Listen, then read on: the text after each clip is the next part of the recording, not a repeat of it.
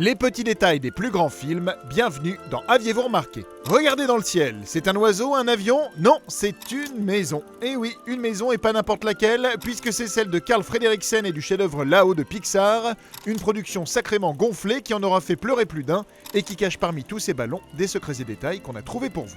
Commençons par les petits détails habituels que l'on peut retrouver dans la quasi-totalité des films Pixar, comme le fameux numéro A113 que l'on peut voir ici sur une plaque au tribunal, ou le camion Pizza Planet que l'on peut apercevoir là dans la rue lorsque la maison de Carl s'envole pour la première fois, puis à la fin du film ici.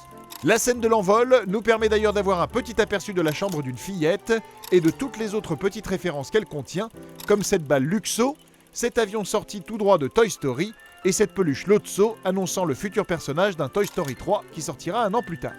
Dans cette même chambre, on a aussi pu reconnaître un dessin représentant un chien et un gros oiseau juste là, comme un petit avant-goût des futurs personnages de Doug et de Kevin. Les fans de Pixar auront également pu saisir d'autres petits détails dans le même genre, comme le pins Grape Soda, une marque qui était déjà visible dans une pub du premier Toy Story, l'un des badges de Russell qui reprend là encore la balle Luxo, la jeune femme ici sur la brochure qui vient du court-métrage Knick Knack sorti en 1989, ou encore l'arbre où vont se reposer Carl et Ellie qui est identique à l'arbre de Mille et une pattes. Et toujours dans le même registre, mais plus subtil peut-être, le théâtre dans lequel Charles Muntz fait sa présentation au début du film est celui du court-métrage Presto qui fut présenté avant Wall-E au cinéma.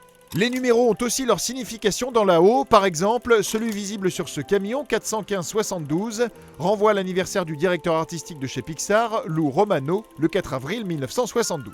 Et le numéro inscrit sur le papier de Carl, là, 94070, est un clin d'œil au code postal de la ville de San José, dont le producteur du film Brad Lewis fut un jour le maire. Et oui, ils vont chercher loin chez Pixar.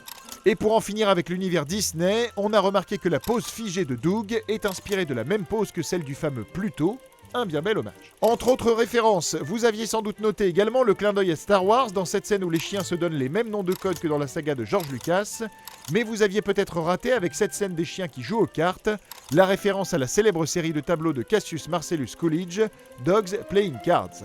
On a aussi noté que les personnages principaux sont construits autour de formes géométriques, Ellie autour du rond et des courbes, Carl autour du carré et Muntz autour du triangle. Ce petit détail visuel se voit d'ailleurs très bien dans la maison de Carl et Ellie, où tout ce qui est lié à Carl, vase, fauteuil, photo et carré, et tout ce qui est lié à Ellie est en rondeur. Nouveau petit détail amusant dans le générique de fin, dans lequel les différents métiers à l'image sont accompagnés de clichés en lien avec le dit métier, justement.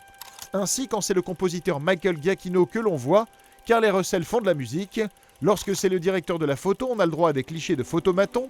Quand c'est au tour du responsable de la gestion des ombres, ici, Carl et Russell jouent aux ombres chinoises. On vous laisse vérifier par vous-même, c'est assez amusant.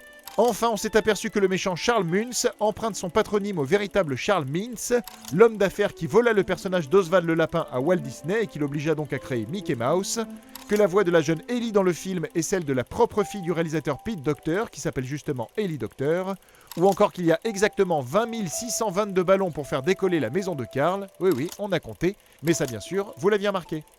Non ?